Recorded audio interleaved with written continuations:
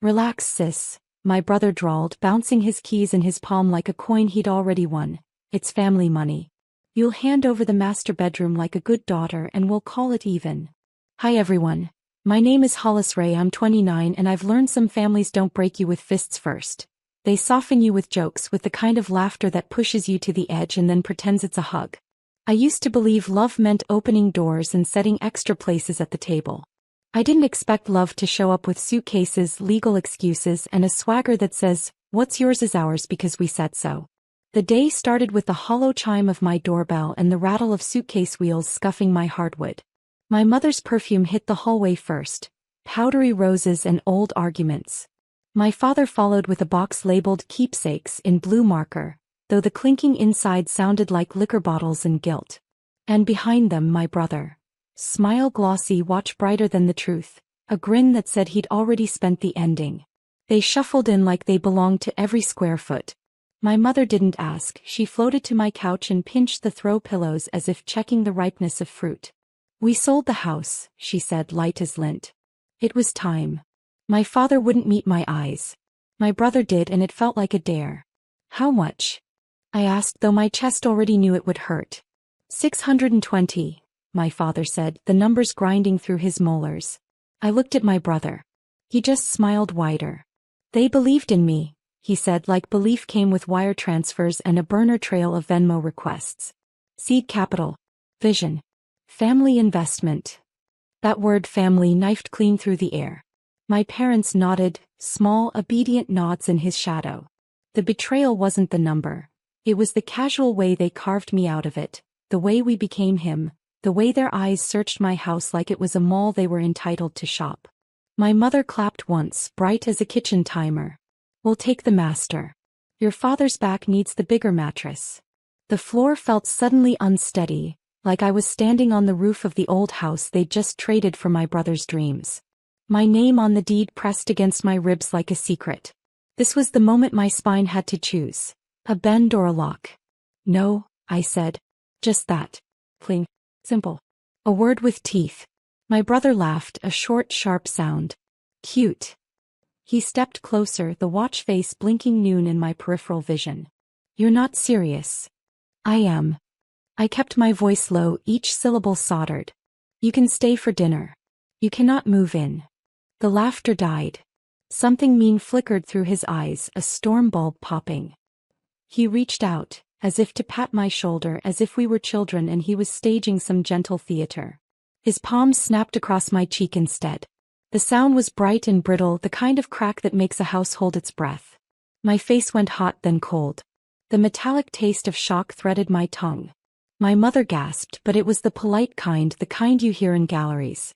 My father set the box down very carefully, like setting down a verdict. I didn't raise my voice. I didn't raise my hand. I raised my phone.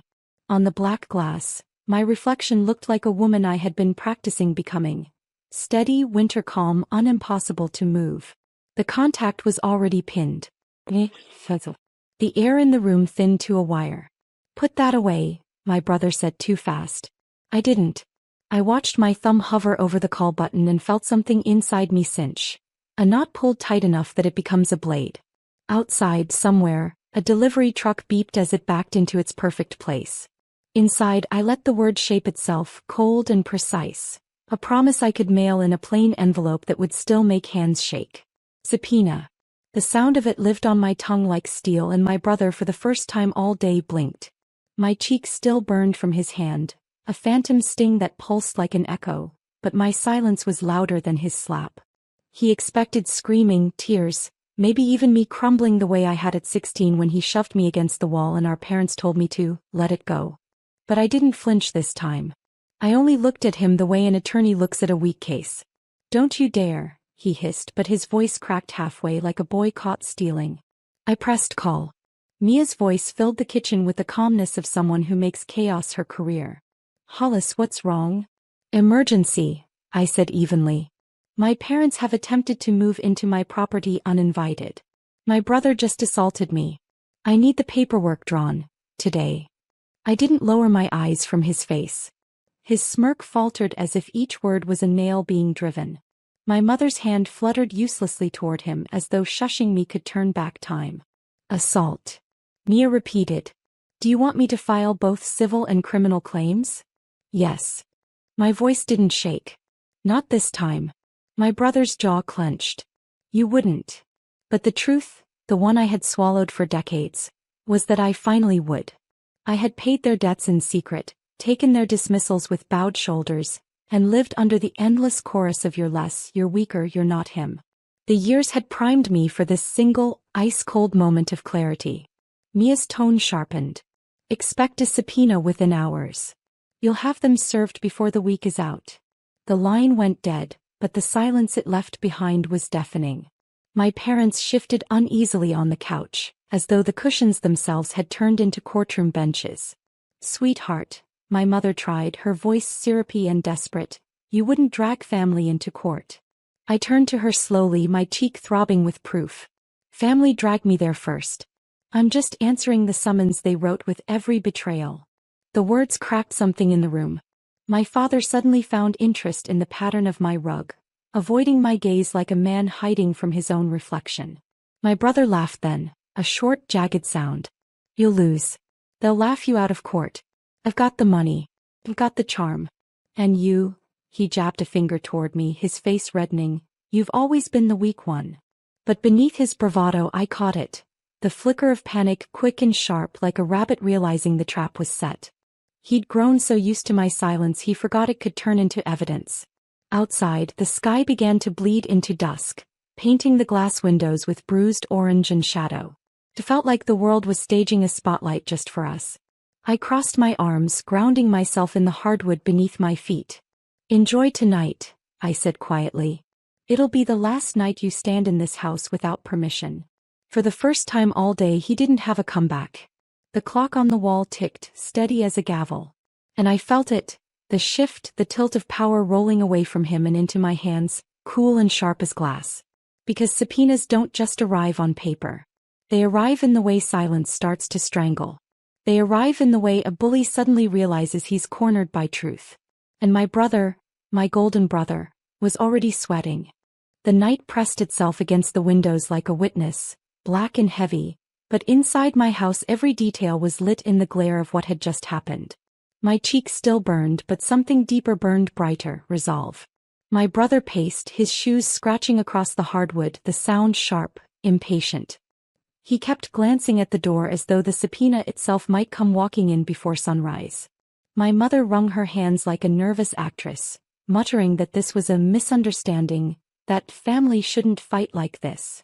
My father just sat there, shoulders stooped, the weight of his silence louder than any defense. I stood tall in the center of the room, a figure they had never expected me to be. You wanted to sell your house, fine. You wanted to gift him every cent, fine. But you will not treat mine like a hotel you can waltz into.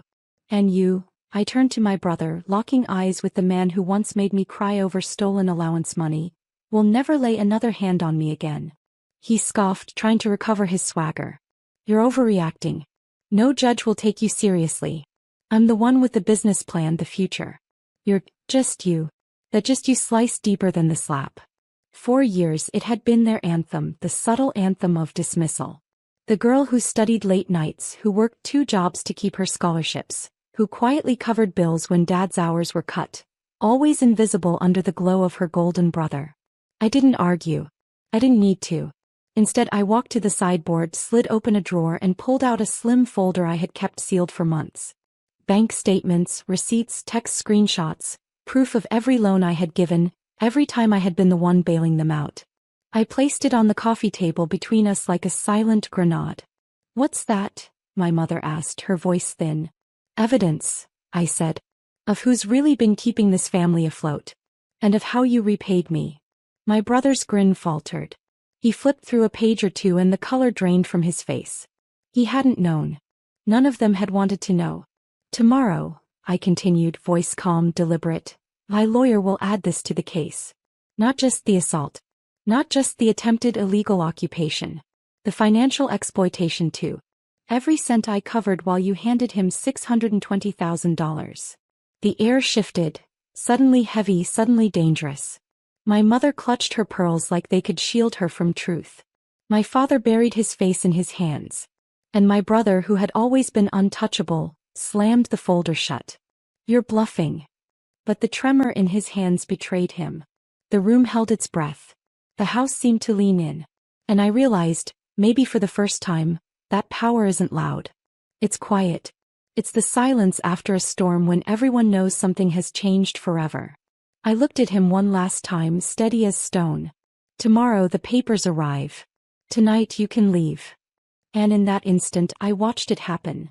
The first crack in his armor, the faint, desperate look of a man who had finally met a wall he couldn't charm his way through. The kind of wall that doesn't fall.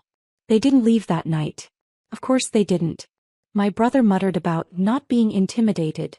My mother whispered prayers into her hands, and my father dozed in the recliner like a man who'd given up decades ago. But I barely slept either. Every tick of the clock was a countdown, every shadow stretching across the ceiling a reminder of what tomorrow would bring. At dawn, I dressed not like a daughter, not like a sister, but like a woman walking into war. Black suit, hair pulled back, lips pressed into the shape of finality. I brewed my coffee as their suitcases sat like squatters by my hallway. My brother stumbled into the kitchen, his eyes bloodshot. "You think a judge will take your side?" he sneered, but his voice was hoarse like he hadn't slept either. "They don't have to take my side," I said calmly. "They'll just look at the law. And the law doesn't care about your charm." Right on cue, a knock at the door. The kind of knock that doesn't wait long. My heart surged once, then steadied. I opened the door to a process server, crisp envelope in hand. "For Mr. and Mrs. Ray. And for Mr. Jonathan Ray." The name hit the room like shrapnel. Jonathan, my brother, froze mid-sip of orange juice. My mother gasped, clutching the counter as though the subpoena were a gunshot. My father took the envelope with trembling fingers, the seal breaking louder than thunder. Jonathan snatched his copy, his hands shaking despite the smirk he tried to plaster on his face. He scanned the pages, lips moving soundlessly until the words seemed to choke him. This is ridiculous," he stammered. "You can't drag your own family into court." "I can," I said softly. "And I will." The kitchen was silent except for the hum of the refrigerator. My mother whispered, "Hollis, please, we can fix this quietly." I shook my head. "Quiet is how you've kept me small. Quiet is how he's stolen everything while you applauded." Quiet ended the second his hand hit my face. Jonathan's mask slipped. The panic he'd hidden all night spilled out in beads of sweat. He crumpled the subpoena in his fist, but paper can't erase truth. "You'll regret this," he spat, voice cracking. "You'll regret ever crossing me." But regret wasn't mine to carry anymore. It was his. It was theirs. Because as the sun climbed higher, washing my kitchen in unforgiving light, I realized something. For the first time they were the ones standing on the shaky ground. Not me. And my brother, the man they crowned king with $620,000, was unraveling before my eyes. The fight had only just begun. Courtrooms smell like paper and nerves. The air is recycled but the tension is fresh. That morning as I stepped through the heavy wooden doors, my heels clicking against marble, I felt the weight of generations pressing down. Years of being silenced, dismissed, replaced. Every whisper of "you're not him" trailed behind me like ghosts. Jonathan was already there, swagger packaged into a navy suit that fit like a costume. He leaned back in his chair, flashing smiles at the bailiff, at anyone who would look. But his eyes darted every time they brushed past me. He wasn't untouchable here. Not with the judge's gavel waiting above him. My parents sat behind him, their loyalty obvious, their fear even louder. My mother clutched her purse like it contained more than tissues, like it held the scraps of control she was desperate to keep. My father avoided my gaze completely, studying the floor tiles as though each was a lifeline. Mia slid into the seat beside me, a presence sharp as glass. "You're steady," she whispered. "Good. Don't flinch." He's already unraveling. The case began. Assault. Attempted illegal occupation. Financial exploitation. Each word stacked heavier than the last. My brother's lawyer objected, sneered, tried to dismiss it all as a family misunderstanding. But every time he spoke, Mia countered with precision. Documents, receipts, statements, the folder I had guarded for months. It was all spread bare now. The judge raised an eyebrow at the evidence. So, she said coolly, Miss Ray has supported this family financially for years, while her brother received over $600,000 from the sale of the family home. And yet you attempted to seize her property? Jonathan shifted in his seat, color draining. It wasn't like that, he muttered. Then how was it? The judge pressed. He opened his mouth but no words came. For once the golden boy's charm had no currency here. The silence stretched, brittle and humiliating. I watched my mother's face crumple, her lips trembling like a prayer had just betrayed her. My father's jaw clenched, eyes fixed on his son, the disappointment he never allowed himself to show finally leaking through. Me. I sat tall, spine straight, my pulse calm. Because this was the moment I had always been denied. The moment when truth had a stage, when I wasn't the extra, the shadow, the afterthought. Jonathan finally slammed his palm on the table, voice breaking. She's ruining us. The courtroom froze. His outburst hung in the air, raw and desperate. He sounded less like a man, more like a child realizing his crown was made of paper. The judge's gavel cracked once, silencing him. And in that echo I knew, the power was no longer his. It was mine. The gavel's echo still rang in my bones when the judge called for recess. We filed out into the hall, marble floors stretching like a battlefield. Jonathan stormed ahead, his shoes slamming against the tiles, his breath sharp and uneven. My parents trailed him like shadows. Fragile, fraying shadows that didn't know where to land anymore. Mia guided me to a bench against the wall. She leaned close, her voice low and surgical. He's cracking, Hollis. That outburst just buried him deeper. Judges don't reward tantrums. I nodded, my pulse steady, my hands folded neatly in my lap. Inside me, something long buried was surfacing. A strength that didn't roar but hummed. A strength that felt unshakable. Jonathan turned suddenly, stalking back toward me. His face was red, his jaw tight, his tie yanked loose like it was strangling him. You think this makes you strong? Suing your own family? You'll walk out of here alone, Hollis. Alone. His words hit me like they always had, as weapons sharpened to pierce the softest places. But this time I didn't bleed. I stood, closing the space between us, my heels steady against marble. My reflection stared back at me from his pupils, calm and cold. No, I said softly so only he could hear. I walked in alone. I'll walk out free. He flinched just slightly but enough. My mother reached for his arm, whispering, Jonathan, please. But he jerked away, pacing like a caged animal. That's when Mia placed her hand lightly on my arm, tilting her head toward the doors at the end of the hall.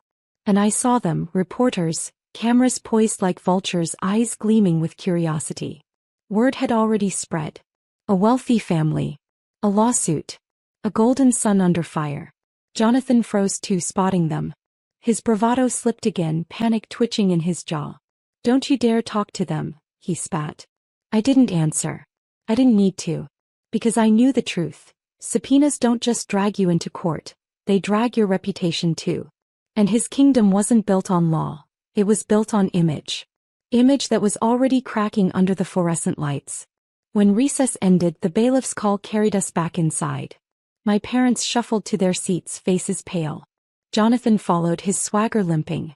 And as I took my place at the plaintiff's table, I felt it, the shift, the undeniable tilt of power. For years they had treated me like the spare, the silent one, the invisible daughter. But now I was the storm rolling in. And they were standing in the open field, waiting for the lightning. The second half of the hearing unfolded like a slow-motion collapse. The defense tried to stitch together Jonathan's story, claims of miscommunication, of temporary housing, of family generosity misunderstood.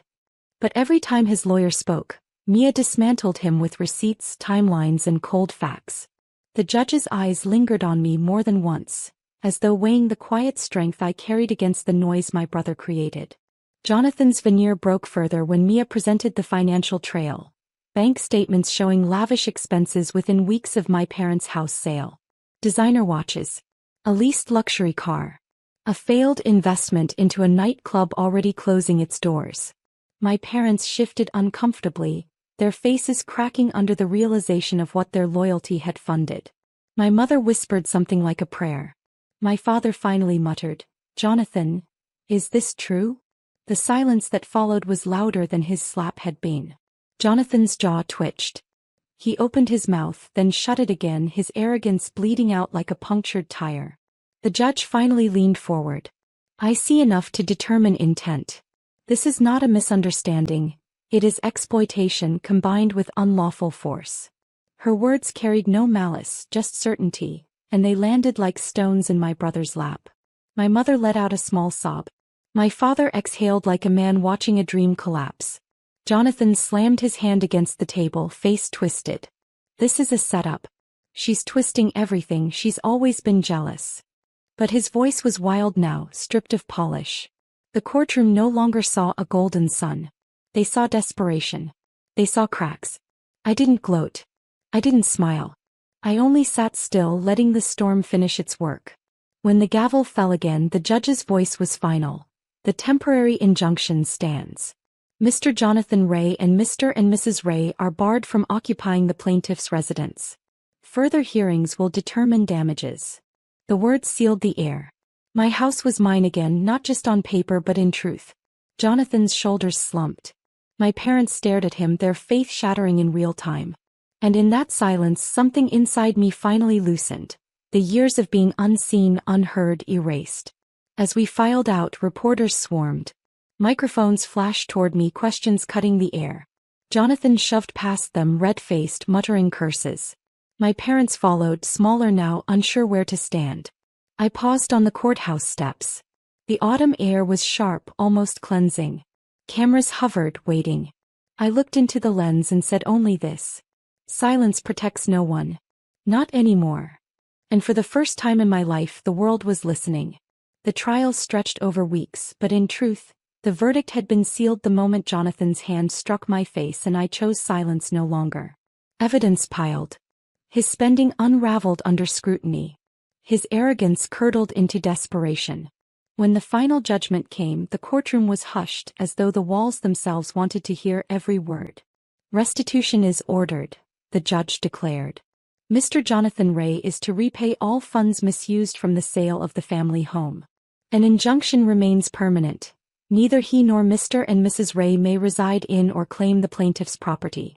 Damages for assault and financial exploitation are granted to Ms. Hollis Ray. The gavel fell. My brother's face drained of color, his lips parting like a man staring into a future he never imagined.